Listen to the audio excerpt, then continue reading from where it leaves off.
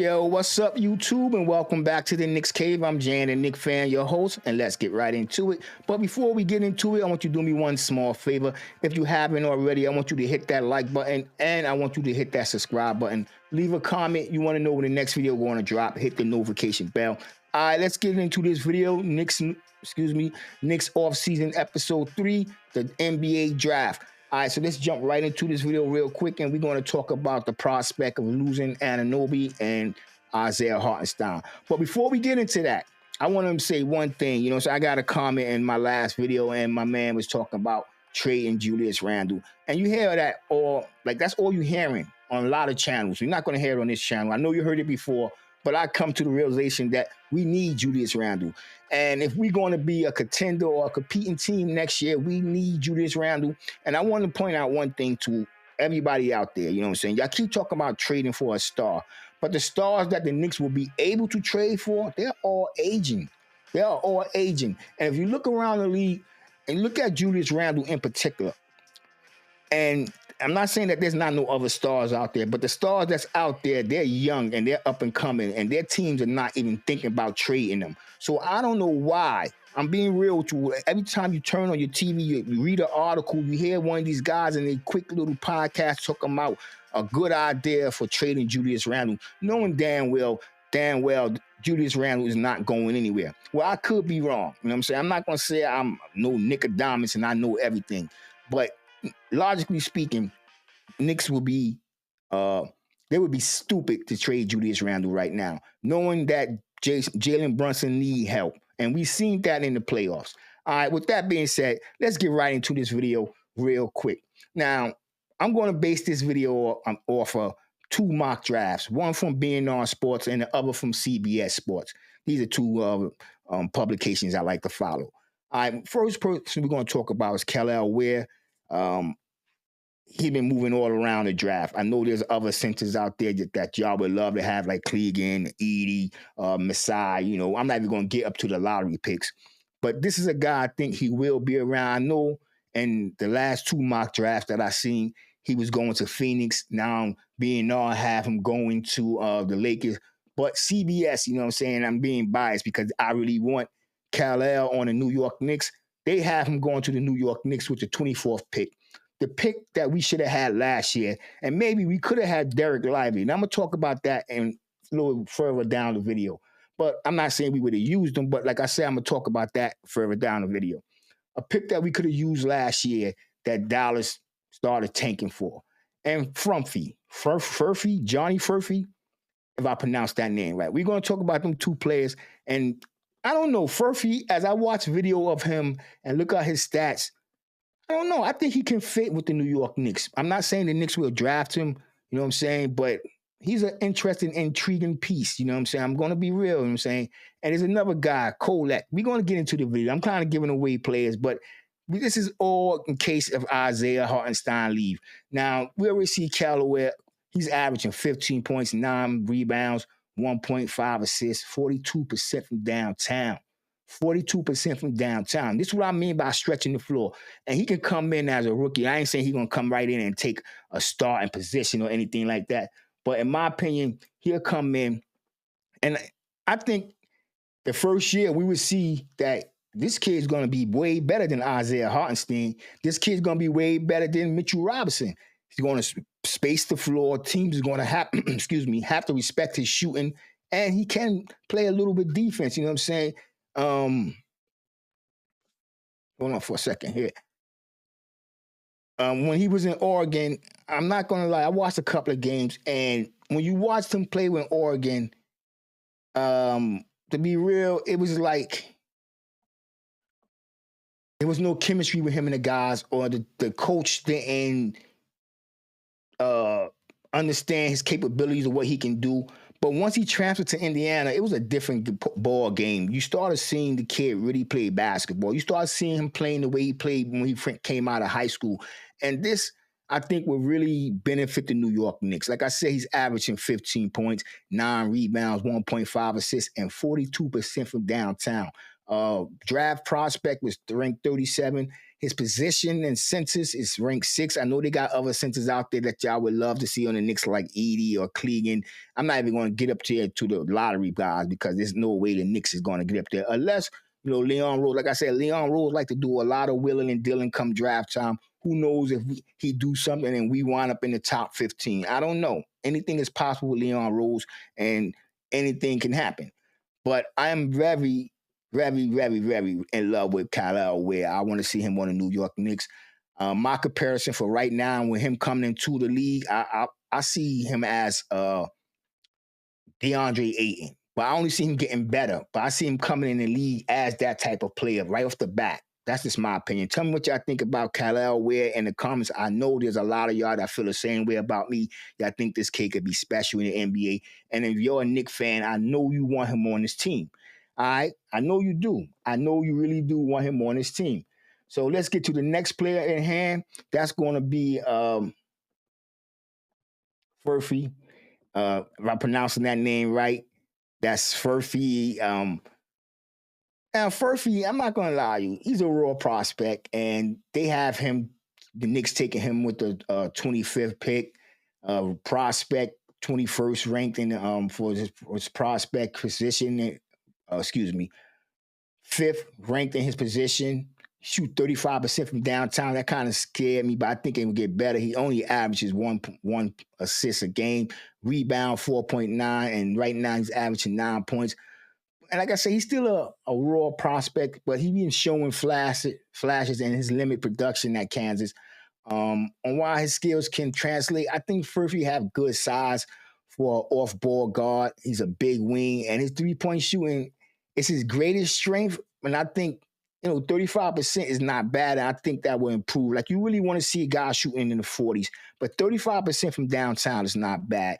I know some of you may not have heard of Furphy, but I like Furphy. I'm going to be real with you. I really do like Furphy.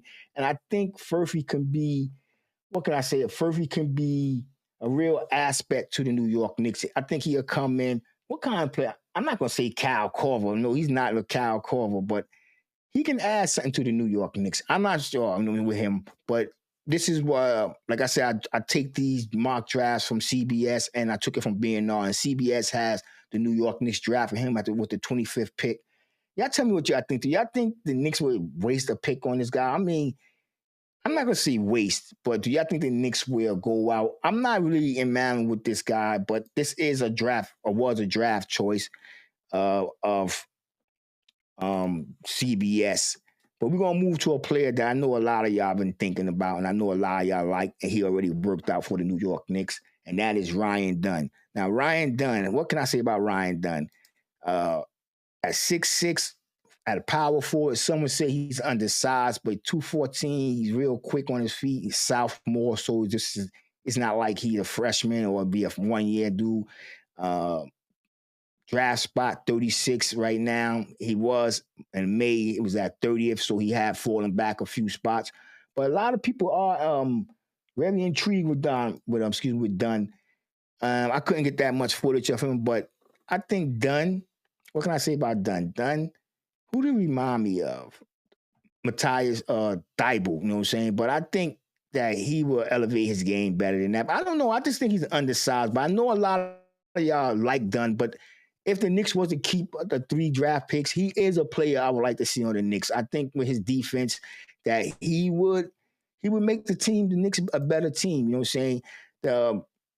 In the playoffs, the Knicks, what can I say? We benefit from having a player like OG, a big guy, a big wing defender. And that's what Ryan would be, another big wing defender that, can make plays. He get after the ball. Let's not forget, he's like a defensive specialist. So I know Tibbs would really like this guy on the team because he do get after the ball, his steals, his blocks.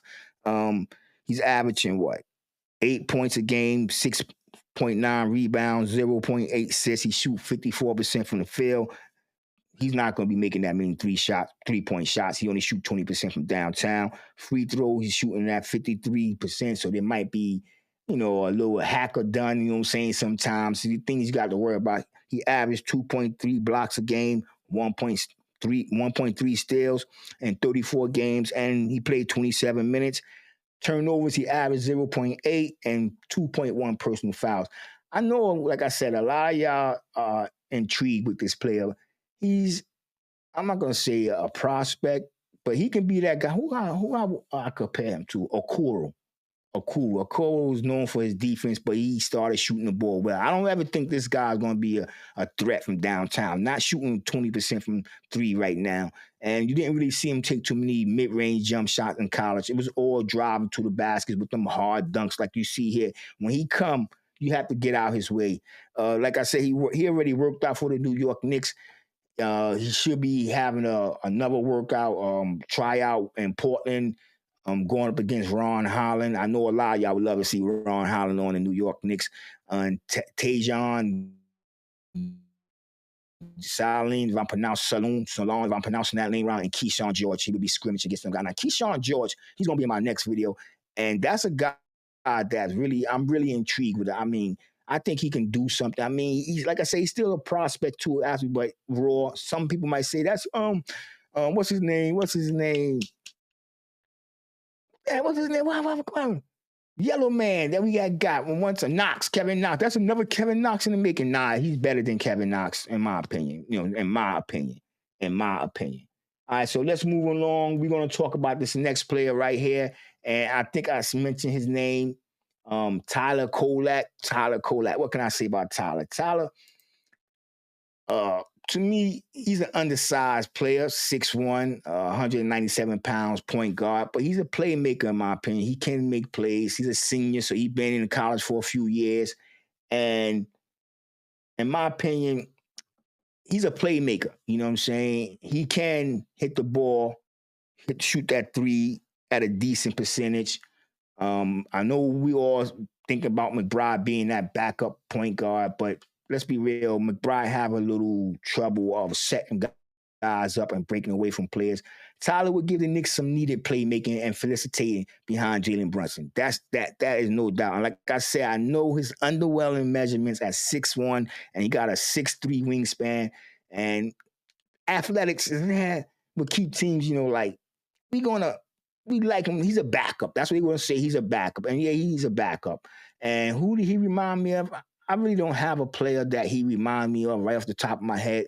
But if you look at the way he played, he can instantly provide that pick and roll offense, the spot up shooting, and let's not forget the dude is tough. The dude is tough. Now, when you look at how many points he averaged 15 points a game, 4 rebounds, 7.7 assists. You know what I'm saying? Now, he's going to look for, like I said, he's a playmaker. Field goal percentage, he's shooting 49%, almost 50%. From downtown, he's shooting 38%. So he's going to hit that. He's going to hit the open shots.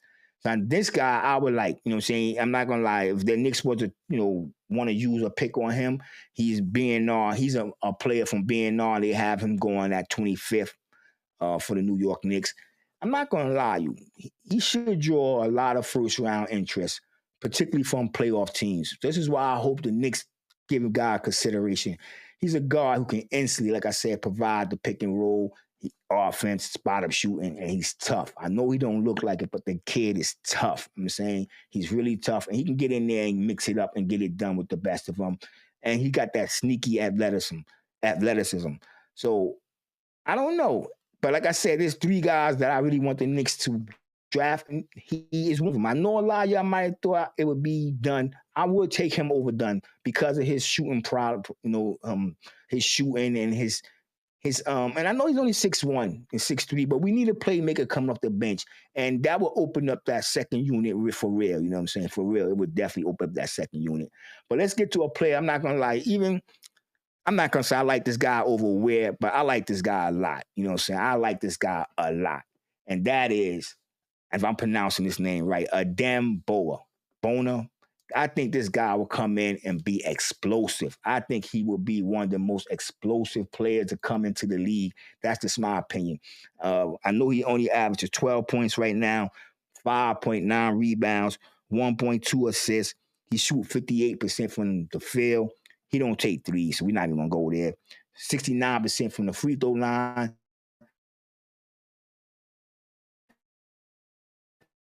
3% in the league. 1.8 blocks a game. 1.1 steal. 33 games.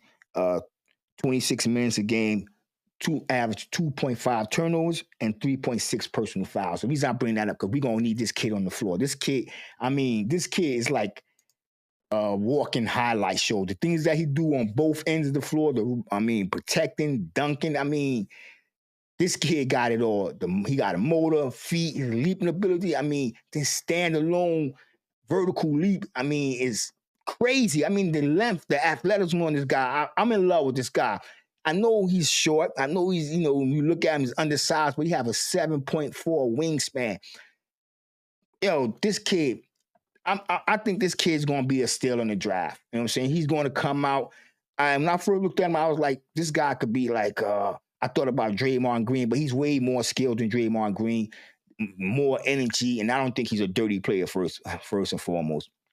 But this guy right here, I'm not going to lie, this guy might be a steal of the draft. This guy's crazy, man. You hear what I say? Crazy. Crazy. This guy's crazy. I think this guy can get out there and this guy will make the second unit a much better team because that's what he'll be playing off. You know what I'm saying? But my biggest concerns with the draft and with new players coming in is that Tom Thibodeau don't really like to use rookies, and I think that's a big mistake. You know what I'm saying? I think he's going to have to change that mindset because if you look at what Jason Kidd did with, like I said, I was going to talk about it with a Lively and that pick that was supposed to be ours. I'm not saying that Leon Rose would have drafted Derek Lively, but if you look at what he's doing with that kid, like if you look around the league and you see what other coaches are doing with their draftees, you know what I'm saying, getting them involved, you know what I'm saying. This is the thing that I don't like about Tibbs. He do not know how to develop young talent, and I think that's going to be the strain on the New York Knicks in the long run. That's just my opinion. You know what I'm saying? So I would like to tell me what y'all think. You know what I'm saying? Do y'all? I know we already know Tibbs going to get that extension, but do y'all think that Tibbs is going to switch it up this year? You know what I'm saying? Get some more offensive plays, run some pick and roll, more pick and rolls, get out of the isolation, some lobs at the end. I think the Knicks was one of the last teams when it comes to alley-oop dunks. I don't know. A lot of guys have changed on the offense, but one thing I know, you know what I'm saying, I'm going to end this video with is we do not need to trade Julius Randle. That would be one of the biggest mistakes the Knicks made in the last 4 or 5 years because Julius Randle got us to where we at. Julius Randle put this team in position to go out and sign Jalen Brunson. Y'all got to think about that. So for y'all to turn y'all back on Julius Randle is just wrong. I was wrong, but now I've seen the light. And with that being said, I want everybody to stay safe, stay healthy. God bless and peace.